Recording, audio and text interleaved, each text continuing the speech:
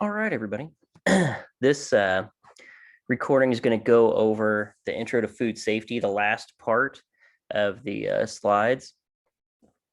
And then we're going to cover pretty much the rest of the cross-contamination and the contaminants. Okay, so let me share screen with you guys. And we will get going. Okay, so let me move me up a little bit. So this is where we left off the other day. And I'm just going to continue on with this, and then we'll be finished with it. Okay, so Friday, we ended with the different types of TCS foods, the time and temperature controlled for safety. With these, like I said, anything that's going to go bad, like that's not shelf stable. All right, so when you think of everything in your pantry or on the countertop, anything that doesn't have to be in the refrigerator or freezer is shelf stable. Everything that needs to be frozen or refrigerated or served hot, those are TCS foods. Okay. So temperature danger zone between 41 degrees and 135.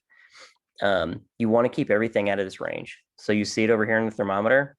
If anything drops below 135, it's considered dangerous, but you can heat those back up. So if you are, at home or you're having everybody over for a function or something like that, and you don't have a way to keep the food hot, say if you had like chicken strips or something sitting out for everybody, you can always take those. Like if they start to get cooled, just pop them back in the oven and get them back up to temperature, like give them back up to like 140, 150 degrees, and they'll be safe. Or if you're done for the evening, don't let food sit out all day, okay? And I'm mainly saying this because of people have a tendency when they have gatherings and stuff like that, or if you're at home, they will cook food, everybody eats, it sits on the table for a while. That's when it starts to become dangerous. So the second you guys are done eating, just pop the stuff in the fridge. Even if it's not wrapped up, if it's not in the container you want it in, just get it in the refrigerator so it stays cool. Because if it has that temperature around it that's already cold, it's a lot less likely to have bacteria growth down there, in there. Okay, so ready to eat food, careful handling. These are foods that can be eaten without further preparation, washing, or cooking. So like it's right here, examples: washed fruit, deli meat, seasonings. That includes like people who put garlic on stuff raw, or if they put fresh herbs on top of stuff when it goes out. Like say if you make a nice little pasta and you want some fresh parsley or basil or whatever you want to put on top of there, those are ready to eat. Basically what that means is you're not going to cook it anymore. It's going straight to somebody's mouth. A sandwich, peanut butter and jelly, Subway sandwiches, that kind of stuff, that's called ready to eat. A salad, fruit salad, all that, ready to eat foods. So it's once it's there, it's ready to go. Cake, pie, even desserts, those are all ready to eat. So if you go to a like a gas station or something where they have the grab your own donut type deal, be leery, because a lot of people stick their bare hands in there and grab a donut and put it in a box and take it up to the cash register. They don't use the tongs there.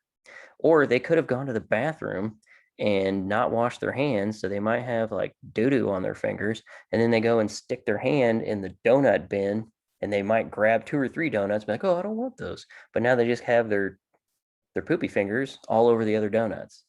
So I always say to be safe when you go to, like, if you're at a place that has grab it yourself type of raw foods that you eat straight from that, be leery. Buffets, even buffets are even worse, because you got to imagine people who go to a buffet eat a lot of food, and a lot of people go to the bathroom while they're there and they go right back up to the buffet because now they have more room for more food. So I know it's disgusting, but it's the truth. So always make sure you like wash the tongue, or wash your hands before you touch food, and then watch little kids. Little kids are notorious for going up to buffets and just grabbing stuff, and then mom's like, whoosh, like don't touch that. But they've already touched it, and then they put it back, and you have no idea where their hands have been. So those are examples. Parasites, those, just think of it as bugs. Okay, not as common, do not grow in food. The food is the host. All right, so the host provide nourishment, protection, and water. The host could be a person, a plant, or an animal. So, like the hair lice, you're the host, and the parasite is the lice. Bot flies, there's a lot of different bugs and stuff like worms. When food starts to decay, develop, what happens is flies will get on there, then they lay eggs, and you have maggots, which are the little worms that eat decaying stuff, and then they turn into flies. But that'll be around dumpsters. Like whenever there's food anywhere, you're going to find animals, especially if dumpsters that throw away a lot of food. So you're in the dumpsters, you're going to find rats, you're going to find cockroaches, you're going to find raccoons, you're going to find all kinds of stuff that's looking for a free meal. And that's where dumpsters come in. Foodborne parasites, so protozoa, roundworms, tapeworms, Toxoplasma gondii. Prevention, approved reputable suppliers. So to prevent foodborne parasites is don't buy stuff from places that don't have a good reputation. So if some guy pulls up with a truck and has a bunch of steaks in his back seat, or they're selling produce out of the back of a truck that doesn't have there's no name on the truck, and there's just some guy parked on the side of the road with a pallet full of melons, don't buy them, because you have no idea where those came from, how they've been stored, where that person, has been with those melons. That it's just a big no-no. It's a big red flag. If you go out and there's a farm stand type thing, and they claim the foods from that farm, it's a little different. But I've seen downtown Indianapolis when there's just some dude with a pallet full of melon on the back of his truck, and he's pulled over on the side of the road in a parking lot of a gas station selling melons until he gets kicked out. You have no idea where those melons came from, and you don't know how long they've been sitting in the sun in the back of this dude's truck. So be leery.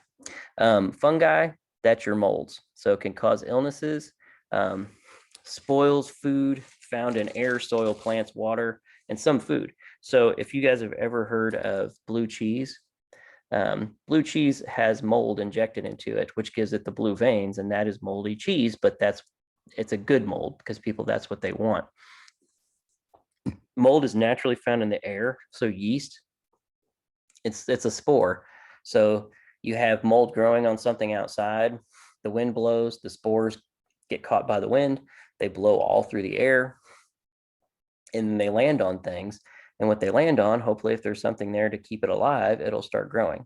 That's how yeast works. It's in the soil. So you could have mold on potato skins, anything, tubers that grow underground, carrots, anything that's grown in soil could have mold from the soil. Plants have mold. One huge one that I always check when I go to the grocery store are berries, because berries will get mold really fast because they have a lot of water, a lot of sugar, oxygen, because they're not packed together, they're loose. So there could be one giant blob of mold in a pack of berries, and you have no idea until you open up the pack and dig into it. Another one is a really good point is whenever you go to the store, the bags of potatoes, always smell those. It might sound weird, but pick up the bag, hold it to you, and if you smell mold or if it smells sour, do not buy it. Especially potatoes on sale. Every time there's sale potatoes, they're not on sale because they want to give you a great deal. They're on sale because they're going bad, or they found a bag that's already starting to spoil. And when fruits and vegetables spoil, they give off a gas that gets in the air, and it slowly causes all the other produce to spoil as well. So that's you always got to watch for that. More mold, tiny mold plants grow under any condition. They need little moisture, acidic foods. So one big thing that I have here is bacon, jams, and jellies. Now, if you have jelly in your fridge for a long time, especially if you're a person that uses jelly, leaves it on the counter with the lid off of it, then it gets basically that mold from the air will get to that jelly, And even if you put the lid back on and put it in the fridge, it's going to mold. Okay. So you got to prevent the spores from getting in there. That's the big thing. The big takeaway from this is trying to prevent the spores from getting in there. So when you're done with the jelly, put it away, or buy the squeeze tube of jelly. So you just snap the lid back on so it's not a big open container. But the longer people let jelly sit out, the easier it's going to mold. So it spoils food, can produce toxins. Cold temperatures do not kill them. Intentionally used for flavor. So here's two cheeses. This looks like Gorgonzola or a Stilton. This is a blue vein cheese. So this cheese was injected with mold. And a lot of times when they grow these things or when they make these cheeses, they'll take the cheese and they put them in caves where there's natural mold in the air. And then that mold will get in the cheese and form the blue veins, which gives it its taste. This is not a blue vein cheese. This is a block of cheddar that was in the fridge or somewhere, and it got a mold spore on it, and it started to turn moldy. But honestly, I think I told a couple classes this. Legally, you can cut off an inch away from this mold and still eat this cheese.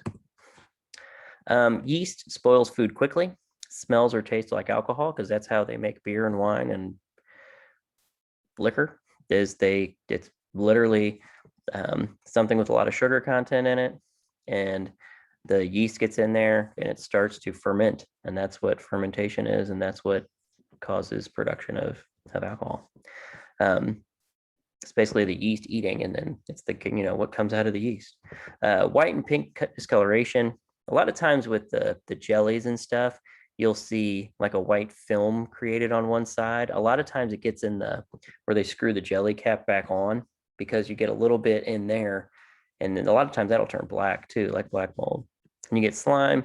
And then if you see bubbles in one of these things, that is yeast actively eating the jelly, and it's going to give off the alcohol or the gas. But that's spoiled. We just did this one. Yeah. So yeast, acidic foods, little moisture, discard spoiled food, jams, jellies, honeys, high sugar content. That's what you're looking at. Okay. Biological toxins. Plants or animals have biological toxins. They contain natural toxins contaminated in the food chain, and they make people sick. So these are, like an E. coli, that it's naturally in the food chain, but they produce a toxin if they're eaten, and that's what makes you really ill. Chemical contamination. I know I keep emphasizing this, but you see this apple cider vinegar. These are different types of, I want to say that's probably, it's oil, but I can't remember, maybe sesame oil. And then they stored a bottle here with this blue sanitation spray. That's not healthy. Like if this dumps, you're not allowed to store chemicals near anything at all. So use and store correctly. This says incorrectly, but cleaner, sanitizer, polishes, separate area away from foods, utensils, and equipment, follow manufacturer's instructions. All the stuff we're going to keep is going to be in that little storeroom. So you go in there, get your soap, sanitation, come back to your station. There will be soap on each station, though, that you can just keep underneath the cabinet. Well, they'll be underneath the cabinet just for your cleaning of your dishes. Physical contamination, once again, as you see here, this is a twist tie from something, probably a bag of bread. So objects in food. This says naturally occurring, but it's not. I'm not sure who wrote these slides, but it was not I. And they're usually an accident or a mistake. But like this, fingernails, hair, bandages. This one's a fruit pit. So this is a can of cherries, and it's supposed to be seedless, but there's a seed in there. So that's actually a contamination, because it's not supposed to be in there. Glass from broken light bulbs. That's a big one. Like those halogen light bulbs, they'll explode if they're hit with something. So typically in a kitchen, you're supposed to have all your glass bulbs covered with something. So if they do break, they don't blow up all over the place. They stay in one spot. Jewelry. And then this is a big one, metal shaving from cans. So if you have an old can opener, when you go to twist it or you put it in the machine, if it's old and you don't clean it, it's going to start getting these little metal shavings like this, and they end up in the food. And if you eat those, it's not going to be pretty. Like it'll tear up all your insides. Okay. So So to prevent this, inspect your food closely.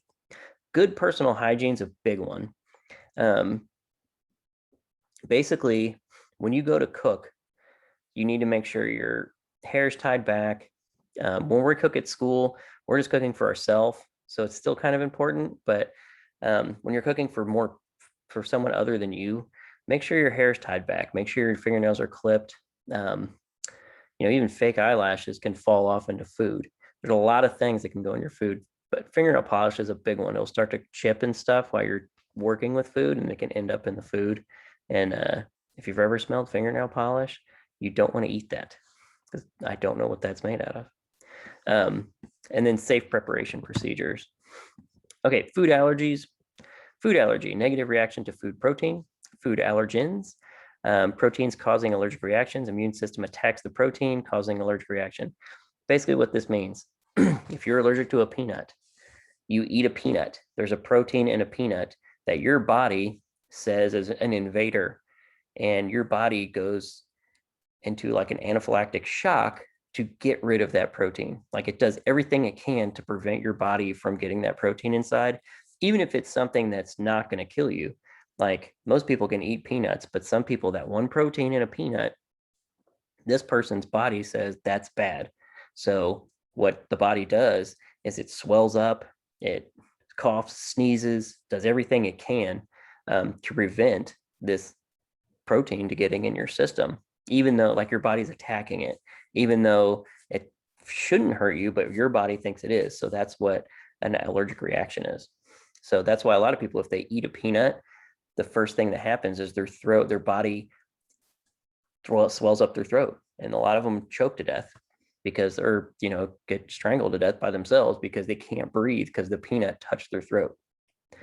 It's a horrible thing. Also, a lot of times if people touch it, like I know a lot of people who have shellfish allergies, if they touch a shrimp or a crab leg or something, the oils from that will just get on their hands, and their fingers and hands will swell up. It's pretty bad to watch. Cross contact, allergen food comes and touches another food item, so the proteins mix. That is just simply if I take a pair of tongs and I touch, well, a good one's wheat, but nuts are a really good one too. So say you were mixing a salad for somebody and they wanted pecans in there, if they're allergic to tree nuts, you mix their salad and then put it on a plate. And then you take that same pair of tongs and you mix the salad for the person who's got an allergy. The oils are still on those tongs are going to go straight in the salad. You might not see a single pecan, but the oil's on there and that person could die. So always be real conscious if somebody is sick or has an allergy. Big 8 food allergens. These are huge. You have crustaceans, shellfish, such as crab, lobster, and shrimp. That is different from a fish allergy. So just because somebody might be allergic to fish, it doesn't mean they're allergic to crustaceans. So some people say I have a seafood allergy. They might not, they might have an allergy to one or both of these, but they might have allergic reaction to just one, but they might just be afraid to try the other ones just because they know what's going to happen. And a lot of people get miffed because imitation crab meat, like the stuff you see at the store, that's that like red and with the white on the inside, and it says crab meat, that is actually fish. So that's called, what is that? I want to say it's pollock that they do, and they put a dye on it, and sometimes they'll use that and mix it with real crab meat. So people think they're allergic. They don't know which one they're allergic to because it's crab and fish mixed together, or like seafood dips or crab dips. They always use some imitation as well. So you may be allergic to imitation crab meat because you're allergic to fish. But if you actually had a real crab meat, you might not be. It's really crazy. Eggs is a big one. A lot of people are allergic to egg. And if you don't believe how much stuff has eggs in it, so if you really want to do a challenge, pick up any box you have in the pantry and see if there's eggs or milk in it. Even a box of cereal will probably have eggs or milk in it. Anything baked, any boxed cake mixes and stuff, they all have these. So you really got to be careful. Bread, sliced bread, you got to watch everything you buy because these two are in a lot of stuff. Peanuts and tree nuts are different. So peanuts is a legume. They grow on a vine on the ground. Tree nuts, almonds, walnuts, pecans, are in shells, grow in a tree. So these do not grow in a tree. These grow in a tree. Wheat is a big one. My wife's allergic to gluten. It's not pretty if she eats it. Like it, basically your body, you ingest it and your body tries to get rid of it as soon as humanly possible. And when it does that, it gives you really bad inflammation, heartburn, just all kinds of stuff because your body's fighting that food. Soy, this is tofu. Soy could be soybeans, edamame, tofu, soybean oil. There's soy in a lot of stuff because it's really cheap to produce and they can do a ton of stuff with it. So soy is a big one. Serving guests with food allergies. You guys, we're not going to serve guests in this class, but if you're ever out to eat, this is more for that. It's kind of hard. It's really tough to find places to go eat at if you have an allergy, because 9 times out of 10, a lot of the places, the servers are not educated on that. So it's really kind of a guess. Some of the fine dining restaurants, they make everything there and they will go get the chef who knows everything that is in the food. And then you can be a little more safe.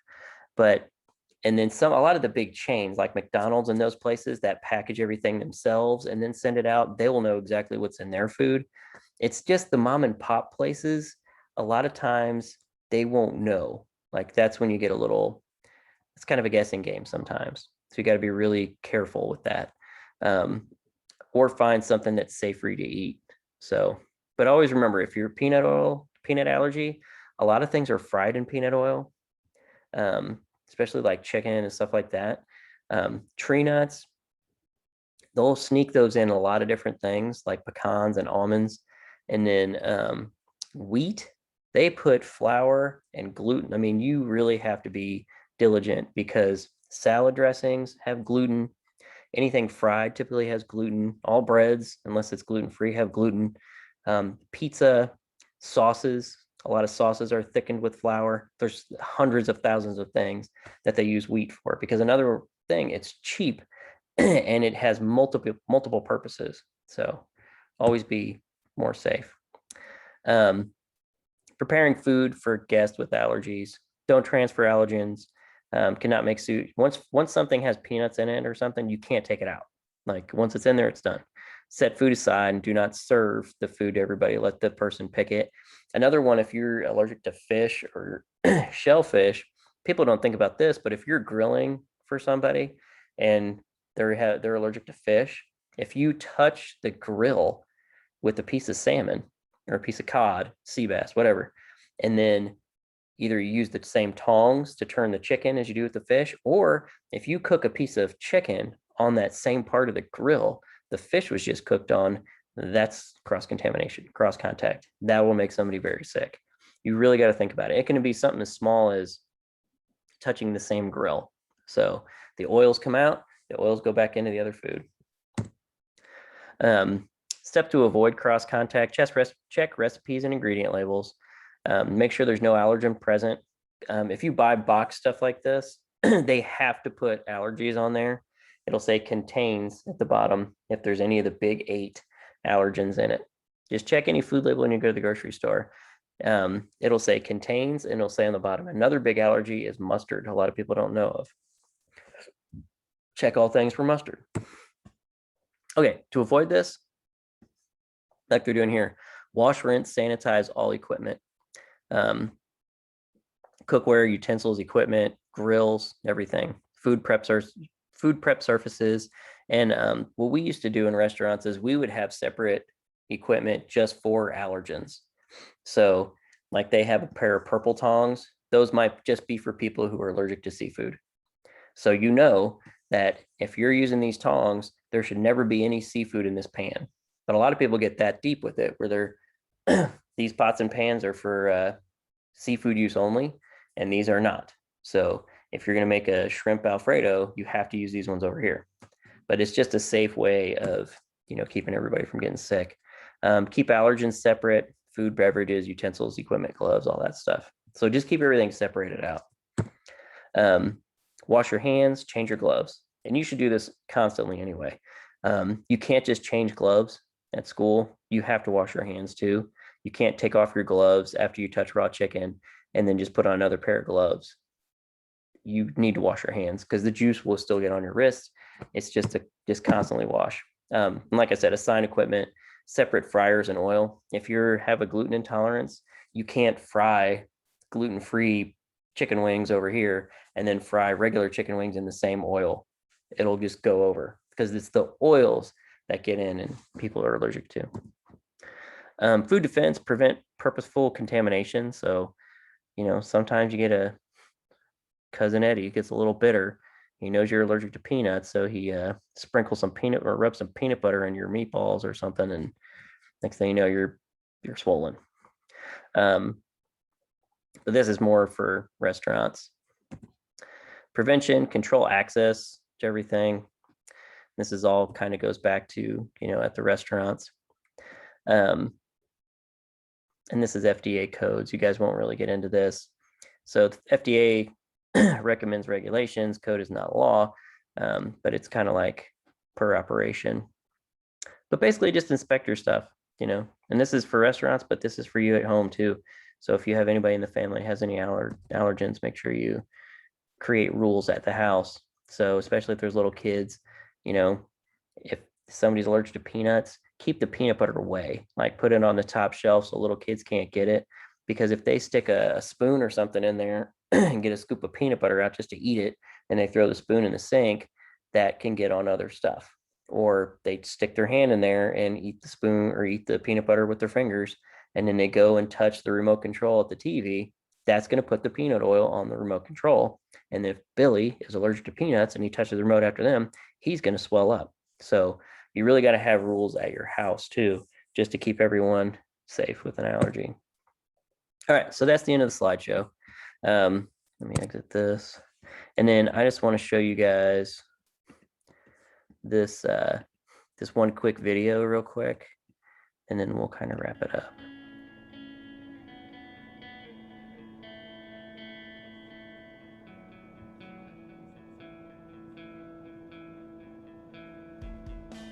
One of the most important ways you can keep guests with food allergies safe is by preventing cross-contact in the front of the house. Cross-contact occurs when one food comes in contact with another food and their proteins mix. It can also occur when the same equipment and utensils are used to prepare or serve food. This can happen easily in the... Okay, you see they got the peanut butter on the table? Watch, she's gonna probably wipe this up with a towel and then use that towel again. Front of the house, especially if surfaces aren't cleaned carefully. But there are several things that you can do to keep your customers safe. Let's start with your dining tables. Even if a table was cleaned after the last guest seating, there still may be allergens on the surface. Start by removing utensils and other items from the table, and then clean and sanitize it. Salt and pepper shakers and other condiments on the table can also be a source of cross-contact. They should be cleaned or removed from the table entirely. Laminated menus should be cleaned on a regular basis and whenever a guest with a food allergy requests it. Workstations should be cleaned just as carefully as other areas to prevent cross-contact. Follow your operations policies and procedures for cleaning. So, as you can see, there's a lot you can do in the front of the house to prevent cross-contact. Cleaning things carefully will go a long way towards keeping customers with food allergies safe. Visit foodsafetymonth.com to learn more. Okay, so that was just a quick video so you could see. Sorry, click that off. Quick video you could see. Little kid had a peanut butter sandwich. The peanut butter got on the table. She just wiped it off with the cloth, left it there. Next kid comes up, has a peanut allergy, sits his fork on the table right on top of the peanuts. Boom, they're sick. It seems really petty, but if someone dies, and that does happen, it happens a lot, the restaurant's responsible. Or if if it was somebody at your house, like for Thanksgiving, and somebody didn't like the turkey and the little kid had to have peanut butter instead, and then cousin Eddie sits down and gets some of the peanut butter on his fork, and he could die. So you really got to pay attention to these things. So that's the finishing of Intro to Food Safety, and there'll be some questions. Adios.